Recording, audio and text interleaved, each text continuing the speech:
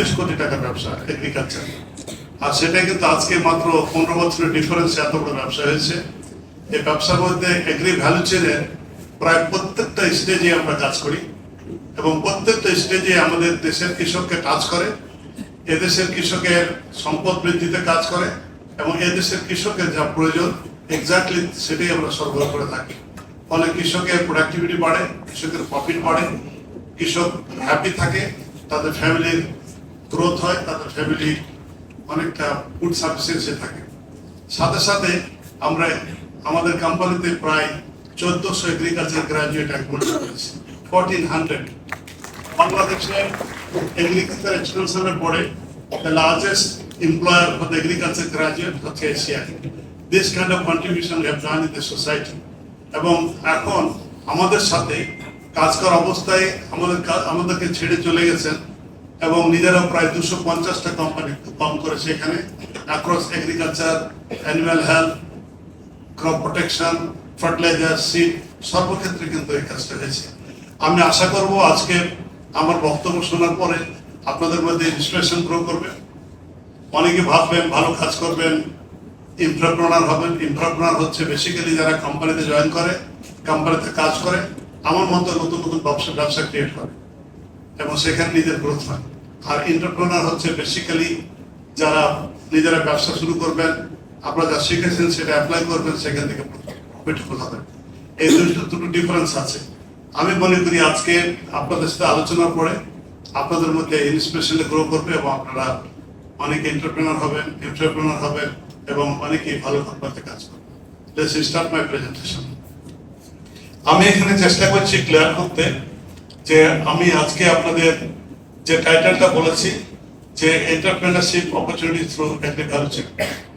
Agri value চেইনের যতগুলো stage আছে, এই স্টেজে কোন স্টেজে আপনি কি করতে পারেন, অ্যাজ এ এমপ্লয় হিসাবে কি করতে পারেন, অ্যাজ এ এন্টারপ্রেনার হিসাবে কি করতে পারেন, কি ধরনের অপরচুনিটি আছে।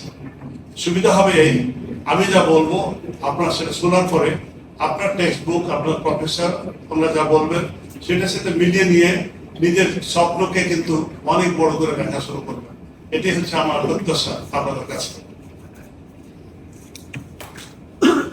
এখানে যদি আমরা দেখি এগ্রি ভ্যালু চেনে বেসিক্যালি আমরা স্টার্ট হয় কিন্তু রিসার্চ এন্ড ডেভেলপমেন্ট।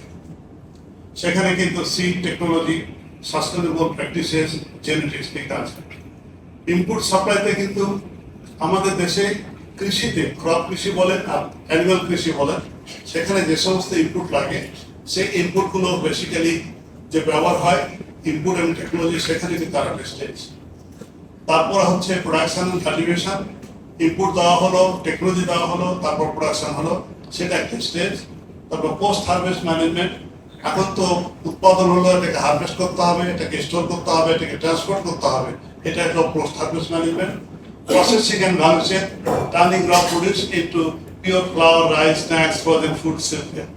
আপনার যা আপনি উৎপাদন করলেন, যা স্টোর করলেন, সেটাকে প্রসেস করে খাওয়ার উপযুক্ত করাটাই হচ্ছে আপনার প্রসেসিং, এবং এটা আমাদের দেশে অলরেডি খুব সিগনিফিকেন্টলি কন্ট্রিবিউট করছে। অ্যান্ড ফরওয়ার্ড লিঙ্কের হচ্ছে মার্কেট প্লেসে এটাকে বিক্রি করা। এখন দুই ধরনের ফরওয়ার্ড লিঙ্ক আছে, ফর্মাল অ্যান্ড ইনফর্মাল। ফর্মালটা হচ্ছে স্বপ্ন, তারপরে মিনা বাজার, এগুলো হচ্ছে ফর্মাল। ইনফর্মাল হচ্ছে বেসিক্যালি এই যে আমাদের হাট বাজার মোকামে যে সমস্ত প্রোডাক্ট বিক্রি হয়। তাহলে আপনাদের কাছে ক্লিয়ার হয়েছে what is basically agri value chain? Clear আপনাদের কাছে? এই জায়গায় আপনারা দেখতে বুঝতে পেরেছেন what is agriculture value chain? Agriculture value chain consists of research and development, input supply, production and cultivation, post-harvest and management, processing and validation, and forward linkage. বোঝা গেছে? আপনারা বুঝতে পেরেছেন এখানে? ক্লিয়ার? আপনারা বুঝেছেন সবাই? রেসপন্স করো। দেখা যাচ্ছে বুঝতে পারছেন সবাই? এটা এই বেসিক এই স্লাইডটা যদি বুঝতে পেরে থাকেন তাহলে সুবিধা হবে কি, আমার এই যে 20 মিনিট বা 22 মিনিটের যে প্রেজেন্টেশন হবে, পুরো প্রেজেন্টেশনটা আপনারা বুঝতে পারবেন এবং নিজের স্বপ্নের সাথে এই প্রেজেন্টেশনকে মিলিয়ে নিজেরা আবার নতুন করে স্বপ্ন দেখা শুরু করবেন। এখন আসেন how entrepreneurship and employment differ. আমি একটু আগে বলার চেষ্টা করছিলাম যে এন্টারপ্রেনার আর আপনার এমপ্লয়মেন্ট,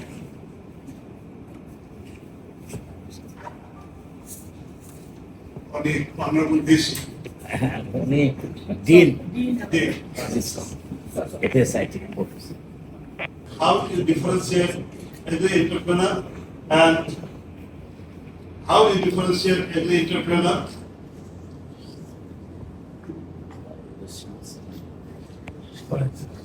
আপনি কিভাবে ডিফারেন্সিয়েট করবেন এন্টারপ্রেনার এবং এমপ্লয়মেন্ট?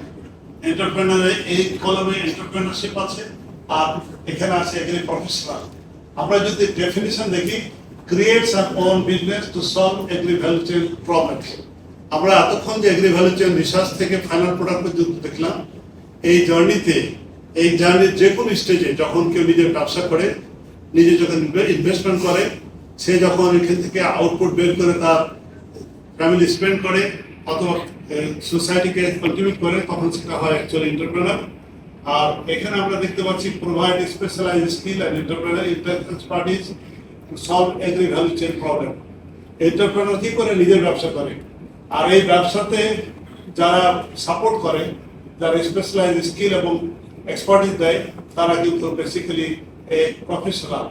এখানে প্রফেশনাল এক্সাম্পল কি হতে পারে? যদি আপনার উপজেলা লেভেলে দেখে agriculture extension officer, specialised officer, এরা হচ্ছে অ্যাকচুয়ালি তারা প্রফেশনাল। আমরা যদি ড্রাইভার কি হচ্ছে ইনোভেশন, অপরচুনিটি, ইম্প্যাক্ট এন্ড রুলশিপ। একজন এন্টারপ্রেনার কিন্তু ইনোভেট করে, সে অপরচুনিটি ক্রিয়েট করে, সে সোসাইটিতে ইম্প্যাক্ট করে এবং তার ব্যবসাটা রুলশিপ থাকে। এখানে কিন্তু এক্সপার্টিস হয়, স্টেবিলিটি হয়, ক্যারিয়ার গ্রোথ হয়, কন্ট্রিবিউশন হয়। এখানে তার সম্পদ বৃদ্ধি হয়, আর এখানে কিন্তু তার ক্যারিয়ারে গ্রোথ হয়, সে গ্রো করতে থাকে। তারপরে এখানে যদি আমরা রিস্ক এন্ড রিওয়ার্ডের কথা বলি, এখানে রিস্ক আছে, কারণ ব্যবসাতে প্রফিট লস হতে পারে। পটেনশিয়ালিটি, আনলিমিটেড রিওয়ার্ড এবং ইকুইটি, এখানে লাভ হতে পারে, লস হতে পারে, অনেক অনেক ধনী হয়ে যেতে পারে একটা লোক। এখানে লো রিস্ক আছে, ফিক্সড ইনকাম, এটা ইনক্রিমেন্ট হতে পারে। এমপ্লয়মেন্টে কিন্তু জাস্ট ফিক্সড এমপ্লয় যে টাকা দিচ্ছে সেটাই। আপনার স্কিলের ক্ষেত্রে লিডারশিপ স্কিল দরকার, রিস্ক টেকিং বিহেভিয়ার দরকার, historic business management and networking দরকার। Very very important. ব্যবসা করতে হলে ভালো নেটওয়ার্ক হতে হবে। তার সাথে আপনি যার কাছে সেল করবেন তার কাছে, যার কাছ থেকে কিনবেন তার কাছে, এই দুটো নেটওয়ার্ক হতে হবে। স্পেশালিস্ট টেকনিক্যাল স্কিল হবে, টিম ওয়ার্ক হবে, প্রসেস অপটিমাইজেশন ইম্পর্টেন্ট হবে। একদিকে যেমন প্রথম স্টার্ট হবে টেকনিক্যাল স্কিল দিয়ে, গ্র্যাজুয়ালি যখন লিডার হয়ে যাবে তখন তার টিম ওয়ার্ক থাকবে, টিম ম্যানেজ করতে হবে। এন্ড প্রসেসে বেসিক্যালি আমরা দেখতে পাই একজন বিজনেসম্যান তার গ্যাপ আইডেন্টিফাই করে, বিল্ড এ সলিউশন এবং সিকিউর ফান্ডিং এন্ড বেসিক্যালি সে লঞ্চ করে প্রোডাক্ট।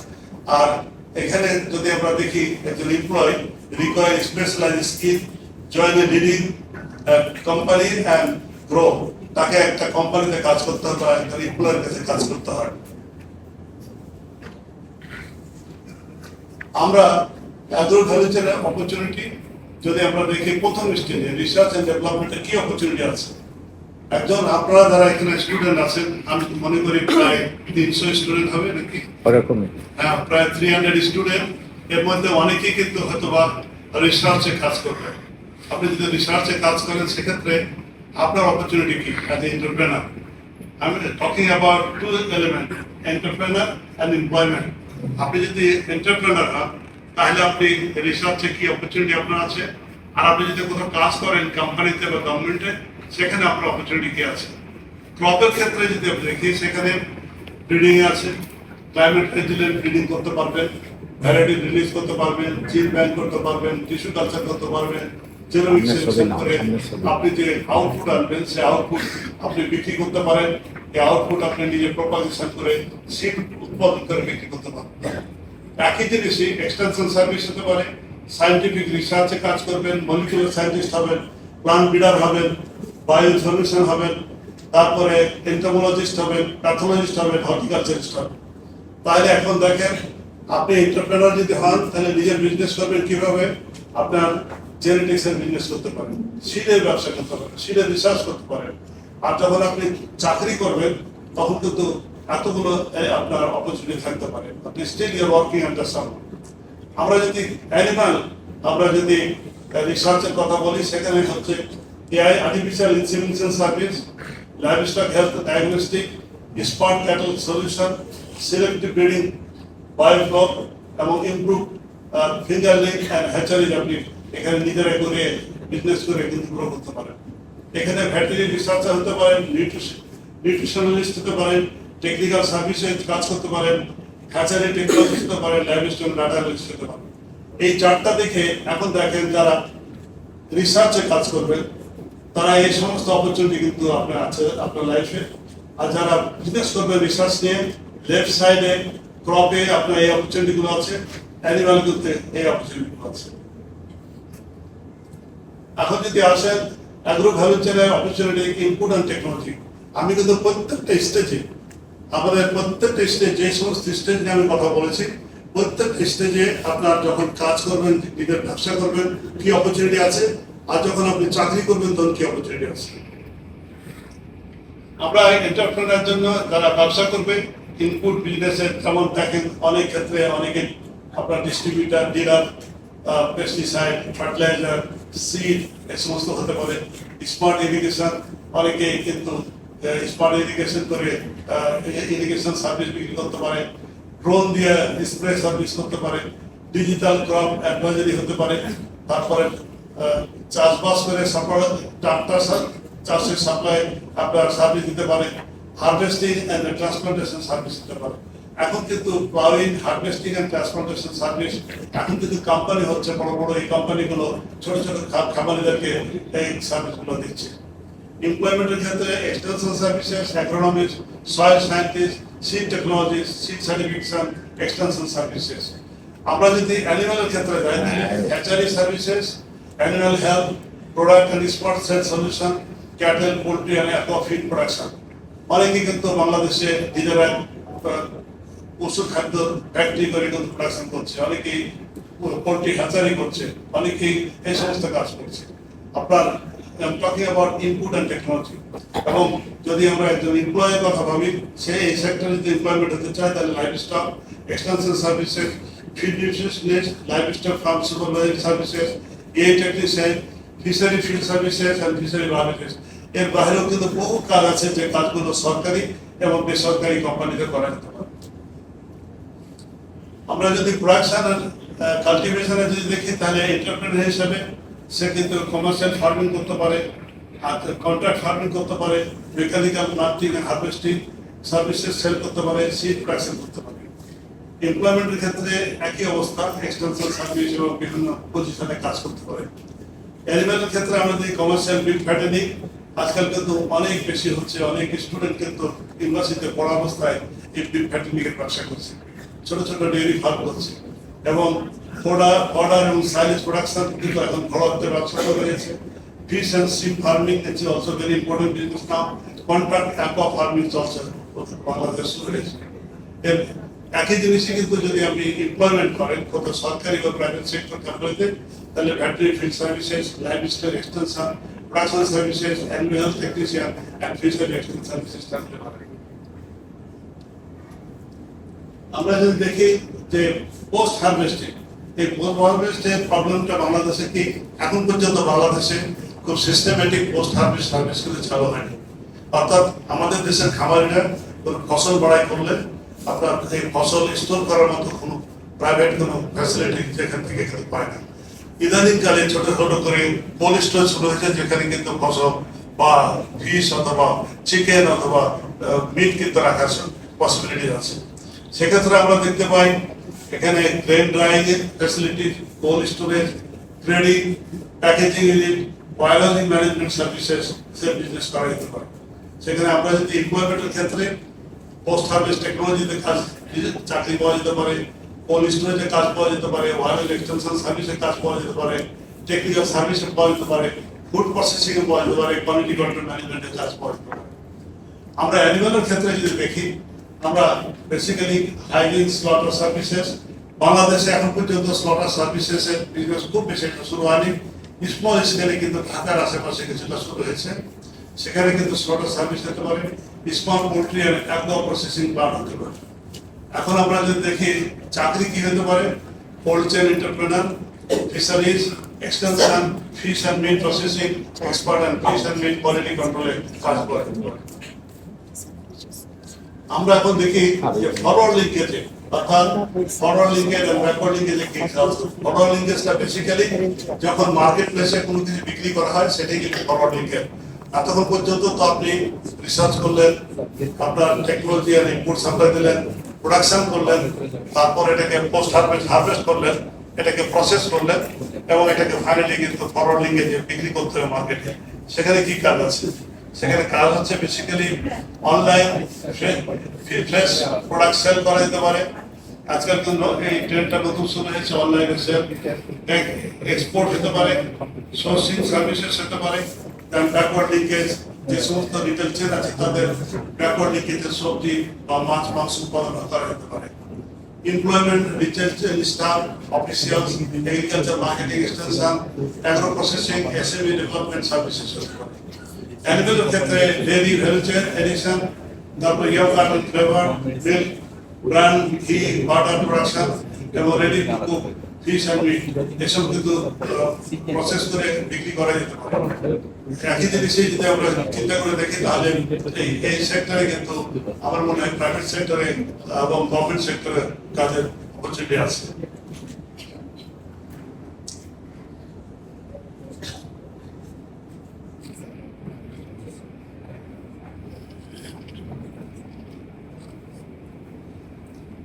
এখন আমরা যদি অ্যাগ্রিকালচারের ট্রান্সফরমেশন নিয়ে আমি একটু কথা বলবো, যে বাংলাদেশে বা বিশ্বের কোন কোন দেশে কি অবস্থা ট্রান্সফরমেশন হচ্ছে। ট্রান্সফরমেশনটা হচ্ছে ট্রেডিশনালি যা হচ্ছিল, আমরা যা দেখেছি বছরের পর বছর, সেখান থেকে যে পরিবর্তনটা হয়েছে সেটাকে বলা হয় ট্রান্সফরমেশন। তো আমরা দেখতে চাই যে এগ্রি ভ্যালু চেনের প্রত্যেকটা স্টেজে হিউজ ট্রান্সফরমেশন হয়ে গেছে। ট্রান্সফরমেশন গুলো যদি আমরা অর্থাৎ করি, ব্রিডিং এর রিসার্চে হিউজ ট্রান্সফরমেশন হয়েছে। আপনার তখন ক্লাসে আপনার যখন আপনাদের প্রফেসরদের কাছ থেকে বক্তব্য শুনবেন, তখন দেখবেন প্রাইমারি রেফারেন্স দিবেন যে বাংলাদেশে অনেক কিন্তু ভ্যারাইটি নতুন নতুন রিলিজ হচ্ছে, রাইসে হচ্ছে, পটেটোতে হচ্ছে, হুইটে হচ্ছে। এই নতুন নতুন ভ্যারাইটিগুলোর ক্যারেক্টারিস্টিক্স কিন্তু অ্যাবনর্মালি ডিফারেন্ট। আগের যুগে যে সমস্ত ইট হতো তার 2 গুণ 3 গুণ পর্যন্ত ইট কিন্তু এই সমস্ত জায়গাতে ট্রান্সফরমেশন হচ্ছে।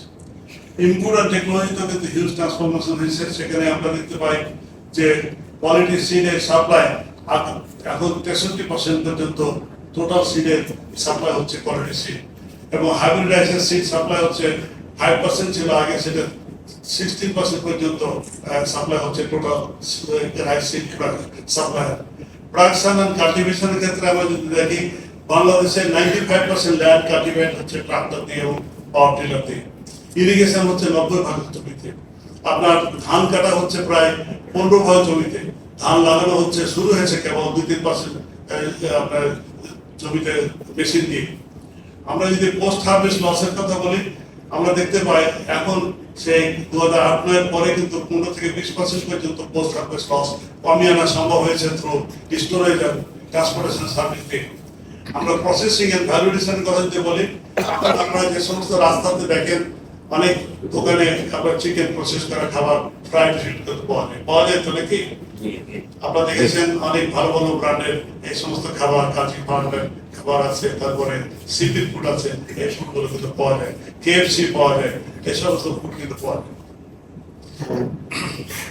আমরা যদি ফরওয়ার্ড মার্কেটে বলি, আমরা দেখতে পাই এই রিটেল চেন, এবং এখন বাংলাদেশে স্বপ্ন সহ যতগুলো রিটেল চেন আছে মাত্র 2% কিন্তু আপনার টোটাল রিটেলের কভার করে, আর বাকি 98% হয় ইনফর্মাল। অর্থাৎ এখন যদিও ট্রান্সফরমেশন হচ্ছে খুব স্লো, আমি মনে করি যে 5 বছরের মধ্যে প্রায় 10% রিটেল চেন কিন্তু কভার করবে উইথ ফর্মাল মার্কেট। আমরা যদি এগ্রিকালচারের ট্রান্সফরমেশনের এই লাইভস্টক এন্ড অ্যাকুয়াকালচারে বলি, এতক্ষণ ক্রপ নিয়ে বলছিলাম, সেখানে আমরা দেখতে পাই আমাদের দেশে যে গরুর দুধ হয় ট্রেডিশনাল, অর্থাৎ নেটিভ যে চাও আছে তার দুধ 11,000 থেকে 2 লিটার, আর যে সমস্ত ক্যাটেলের আপনার ক্রস ব্রিড আছে সেগুলোর দুধ 6 থেকে 8 লিটার হচ্ছে। এমনকি আপনি সারপ্রাইজ হবেন, আমাদের দেশে অনেক ব্রিড কিন্তু 40 থেকে 50 লিটার পর্যন্ত আপনার দুধ দিচ্ছে। এই ট্রান্সফরমেশন গুলো কিন্তু হয়ে গেছে। আমরা যদি দেখি ক্যাটল ইনপুট ফিড কনভার্সনে, অর্থাৎ গরুর মাংসের কথা যদি বলি, আমাদের দেশে 11 কেজি মাংস খাওয়ালে 1 কেজি মিট হয়। ট্রেডিশনাল কাউ, যে সমস্ত কাউ আমাদের নেটিভ কাউ আছে, কিন্তু আমাদের দেশে একটা নতুন ব্রিড আপনার ইন্ট্রোডিউস করা হয়েছে, হচ্ছে ব্রাহ্মা। সেটাকে 7 কেজি কিন্তু খাবার খাওয়ালে 1 কেজি মিট পাওয়া যায়। তার মানে this is the transformation recently happen. পোলট্রিতে কিন্তু আমরা দেখতে পাই যে আগে কিন্তু 1.5 কেজি খাওয়ালে কিন্তু 1 কেজি পোলট্রি মিট হতো, এখন 1.3 কেজি খাওয়ালে কিন্তু এখন পোলট্রি মিট পাওয়া যায়। মাছের ক্ষেত্রে কিন্তু হিউজ ট্রান্সফরমেশন হয়ে গেছে, সেটা আমরা দেখতে পাই। আগে মাছের কিন্তু 1.5 কেজি খাওয়ালে কিন্তু 1 কেজি মাছ পাওয়া যেত, এখন তেলাপিয়া মাছ কিন্তু 1.1 কেজি খাওয়ালে কিন্তু 1 কেজি তেলাপিয়া মাছ পাওয়া যায়। সো এই ট্রান্সফরমেশন কিন্তু বাংলাদেশে অলরেডি এগ্রি ভ্যালু চেনে কিন্তু হয়ে গেছে। আমরা যদি দেখি ট্রেডিশনাল পন্ডে আপনার 4 থেকে 6 টন পর্যন্ত ইল হয়, কিন্তু বায়োফ্লুকে কিন্তু 20 থেকে 25 টন পর্যন্ত বাংলাদেশে হয়। পৃথিবীর বাইরে কিন্তু প্রায় 200 টন পর্যন্ত কিন্তু মাছ উৎপাদন করছে এই বায়োফ্লুকে, এবং এর বহু এক্সাম্পল আছে যার মধ্যে বহু কোম্পানি করছে। আমরা যদি দেখি ইউজ মডার্ন টুলস এবং information to improve the feed to increase fish and sea production, সেখানে ইনফরমেশন এবং মডার্ন টুলস ইউজ করে কিন্তু ফিশ এবং সিমেন্ট উৎপাদন করা হয়েছে। আপনি জানেন ভেনমি একটা জাত আছে মাছের, সে ভেনমি কিন্তু 8 থেকে 9 টন পর্যন্ত পার হেক্টরে ইল হয়, সেখানে আমাদের দেশে চিংড়ি মাছের মাত্র 300 কেজি। এই যে হিউজ ট্রান্সফরমেশন গুলো অলরেডি হচ্ছে। আমরা যদি এখন দেখি ফার্টিলাইজার এবং ফার্ম মেকানাইজেশনে কি ট্রান্সফরমেশন হয়েছে, আপনারা জানবেন, শুনে অবাক হবেন, নানো ফার্টিলাইজার একটা ফার্টিলাইজার। আমাদের দেশে যে ইউরিয়া ফার্টিলাইজার ব্যবহার হয়, এই ট্রেডিশনাল ইউরিয়া ফার্টিলাইজারকে কনভার্ট করা হয়েছে নানো ফার্টিলাইজার রূপে, যার ফলে এখন 40% পর্যন্ত কিন্তু আপনার 40% পর্যন্ত এর ডোজ কমানো সম্ভব হবে, এবং অনেক ইল কিন্তু বেশি কিন্তু উৎপাদন করা সম্ভব হচ্ছে। আমরা দেখতে পাচ্ছি যে সয়েল হেলথ বুস্ট করছে অর্গানিক বায়ো ফার্টিলাইজারে। এটা হয় কি ব্যাকটেরিয়াকে ইনহেন্স করে অনেক কিন্তু আমাদের দেশে ইল কিন্তু বাড়ানো সম্ভব হচ্ছে। আমরা দেখতে পাচ্ছি যে প্লাস মিক্স ফার্টিলাইজারে reduces fertiliser cost 10%, labour cost 20% এবং ইনক্রিজ ইল বাই 10%। বাংলাদেশে অলরেডি এই ফার্টিলাইজার কিন্তু শুরু হয়েছে।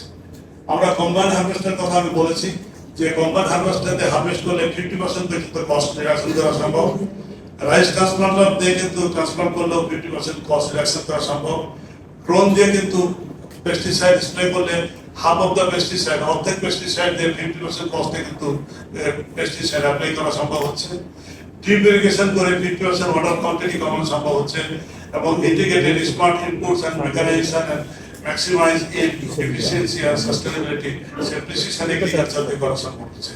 এই সমস্ত প্র্যাকটিস কিন্তু বাংলাদেশে অলরেডি শুরু হয়ে গেছে এবং যথেষ্ট বেনিফিশিয়াল পেয়ে গেছে। এখন আসলে আমরা দেখি যে overall because of all this kind of intervention কি হচ্ছে। আমরা তো যাই করছি, যে সমস্ত টেকনোলজি বা ট্রান্সফরমেশন করছি, এই ট্রান্সফরমেশন গুলো মেন পারপাস হলো হয় ইনক্রিজ করা অথবা কস্ট কমানো। তাহলে কি হচ্ছে বিভিন্ন ক্ষেত্রে আমরা দেখছি রাইসের ইল, আমরা রাইসের ইল দেখছি আমরা 2008-9 পরে কিন্তু আমাদের এখনকার ইলের অবস্থা প্রায় 30% ইমপ্রুভ করে গেছে। হুইটের ইমপ্রুভ করে গেছে 27%, আপনার পটেটোর ইল ইমপ্রুভ করে গেছে 118%, ওয়েল ক্রপের ইল সাবস্টেন্সিয়ালি ইনক্রিজ করে গেছে 157%, বেজের ইল বেড়ে গেছে অনেক বেশি, এখন প্রায় 13-14 টন ইল পার হেক্টরে কিন্তু বেচ করা সম্ভব, এবং ভেজিটেবল ইল সাবস্টেন্সিয়ালি বেড়ে গেছে। এসব কিন্তু সম্ভব হয়েছে বিকজ অফ এর আগে যে স্লাইডটা বলেছি প্রিভিয়াস স্লাইডে যে ইন্টারভেনশন গুলো হয়েছে, এই ইন্টারভেনশনের কারণে কিন্তু আজকে কিন্তু আমরা দেখতে পাচ্ছি যে এই ইলগুলো কিন্তু বেড়ে গেছে।